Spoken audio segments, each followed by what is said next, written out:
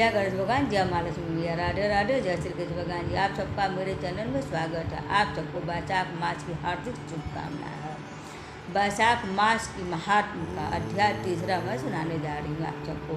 ओम नमो भगवते वासुदेवाय।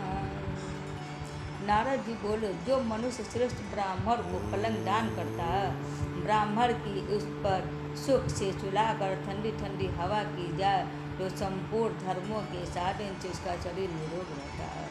इस दान से सब ताप शांति दूर हो जाते हैं। वह मनुष्य योगियों से भी दुर्लभ पड़ पाता है। जो मनुष्य वैशाख में धूप से थके हुए ब्राह्मणों को तुरंत श्रम नाशक पलंग दान करता है, वह मनुष्य, हे राजन, संसार के जन्म मरण और वृद्धावस्था के कष्ट नहीं भोगता। उस पलंग पर ब्राह्मण के शयन करने से जीवन भर के जाने अनजाने किए हुए पाप नष्ट हो जाते हैं। हे राजेंद्र, जैसे अग्नि के स्पर्श से कपूर जल जाता है, वैसे ही पलंग देने वाला मनुष्य निश्चय ही ब्रह्म पद पाता है। जो मनुष्य वैशाख मास में शया दान करे, वह इसी जन्म में सब सुखों को भोगता है। उसके कुल की वृद्धि होती है, कोई रोग नहीं होता। उसे बड़ी आयु, निरोगिता, यश और धर्म मिलता है। उस धर्मात्मा के कुल में 100 पीढ़ी तक कोई अधर्मी नहीं होता। इस मास में दान आदि करने का अपार फल होता है। वैशाख के धर्मों को इस तरह करने वाला धर्मात्मा पुरुष सब भोगों को भोग कर अपना शरीर त्यागता है। जो वेद पाठी ब्राह्मण को तकिया दान देता है, उसके सभी पाप नष्ट हो जाते हैं और अंत में ब्रह्म पद को प्राप्त होता है।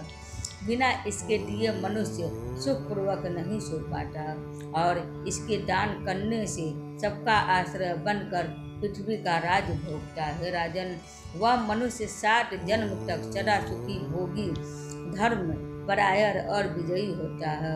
फिर अपने 7 कुल समेत मुक्त हो जाता। जो मनुष्य चटाई अथवा और किसी प्रकार का आसन देता है, जिस पर पत्रसाई विष्णु भगवान स्वयं विराजते हैं, इससे जल में पड़ी ही उन नहीं भिगती ठीक वैसे ही संसारी जिस संसार के बंधन को नहीं प्राप्त होता है।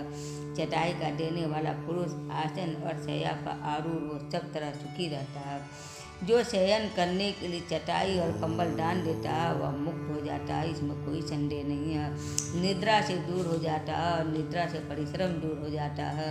वही निद्रा चटाई पर सुखपूर्वक आती है। राजन, जो वैशाख में कंबल का दान करता है, वह अकाल मृत्यु से छूटकर 100 वर्ष तक जीवित रहता है। धूप से व्याकुल ब्राह्मण को जो मनुष्य पतला वस्त्र देता है, उसकी पूर्ण आयु होती है और परलोक में परम गति मिलती है।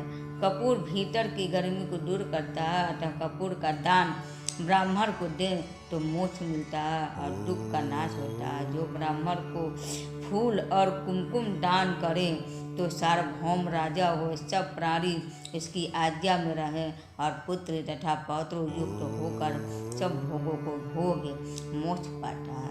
त्वचा और हड्डी के संताप को चंदन तत्काल दूर कर देता है, अतः जो चंदन दान करता है वह तीनों पापों से दूर हो मोक्ष को प्राप्त होता है। जो जल में भीगी खस, चंपा या कुशा दान करता है, हे राजन, वह प्राणी सब प्रकार के सुख भोगता है। सब देवता उसकी सहायता करते हैं कि सब पाप और दुख दूर हो जाते हैं और अंत में मोक्ष पाता है। जो वैशाख में गोरेचन और कस्तूरी दान करता है, वह तीनों ताप से छूटकर मोक्ष प्राप्त पाता है। जो मेष की संक्रांति में तांबूल और कपूर दान करता है, वह पृथ्वी में सारे सुख भोग कर निर्वाण पद प्राप्त करता है। जो मनुष्य सेवटी और जूही दान करता है, वह सार्वभौम राजा होकर अंत में मोक्ष पद पाता है। जो वैशाख में केतकी और मल्लिका दान करता है, वह माधव भगवान की आज्ञा से मोक्ष पद पाता है। जो मनुष्य ब्राह्मण को सुपारी और अन्य सुगंधित द्रव्यों का दान देता है, और हे राजन, जो नारियल दान करता है, उसके पुण्य के फल चित लगाकर सुनो, वह 60 जन्म तक ब्राह्मणों के घर जन्म लेता है और धनवान तथा वेदपाती होता है। फिर वह 7 कुलों समेत विष्णु लोक को जाता है। है राजन। जो प्राणी विश्राम मंडप बना ब्राह्मण को देता है, इसके पूरे के फल के कहने को मेरी सामर्थ्य नहीं है। जो मनुष्य छाया मंडप बनवा कर भीतर बालू बिछा उसमें प्याऊ लगा देता है, वह सर्वलोक का स्वामी होता है। जो मनुष्य मार्ग में बाग तराग कुआं झोपड़ी बनवाता है, वह बड़ा धर्मात्मा है, उसके पुत्रों से और क्या। जो मनुष्य कुआं तालाब मंडप और प्याऊ लगवाता है तथा सद्धर्म का करना, यही उसका पुत्र है।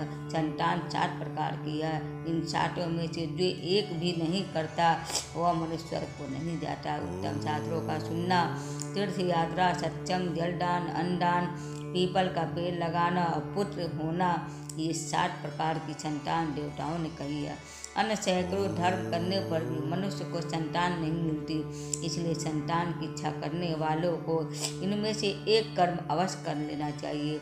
पशु पक्षी मृग और वृक्षों को भी स्वर्ग सुख नहीं मिलता, तो फिर मनुष्य का तो कहना ही क्या है। जो मनुष्य सुपारी, नागबली, कपूर और अगर सहित पान दान करता है, वह निश्चय ही शारीरिक पापों से मुक्त हो जाता है तथा यश, धैर्य और लक्ष्मी प्राप्त करता है, रोग से छूट जाता है और निरोगी मोक्ष को पाता है। जो वैशाख में ताप नाशक छाछ का दान करता है, वह विद्यावान और धनवान होता है, इसमें संदेह नहीं है। क्योंकि गर्मी की ऋतु में चक्र के समान कोई दान नहीं, इसलिए मार्ग के कारण थके हुए ब्राह्मण को छाछ का दान करें। जो मनुष्य नींबू का रस और नमक डालकर अर्ची नाशक छाछ का दान करता है, वह मोक्ष पाता है।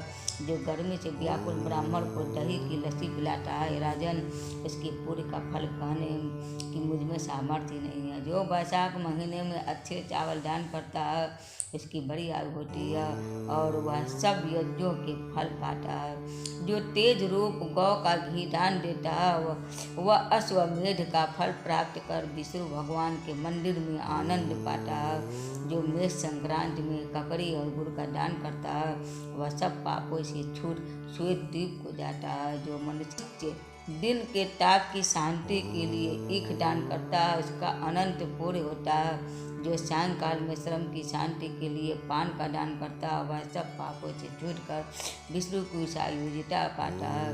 जो सायंकाल के समय ब्राह्मण को फल और पान का दान करे, उसके पितरों का निश्चय सुधा पान मिलता है। जो वैशाख महीना में पके आम के फल और पान का दान करता है, उसके सब पाप निश्चय ही दूर हो जाते हैं। चैत्र महीना की अमावस्या को पेट से भरे घड़े का दान करने से 100 गया श्राद्ध कर लिया, इसमें संदेह नहीं है। चैत्र की अमावस्या को कस्तूरी, कपूर, मलिका, खस आदि वस्तुओं से युक्त जल कुंभ का दान जो पितृसरों के लिए करता है, उसको 96 श्राद्ध करने का पूरी निसंदेह होता है।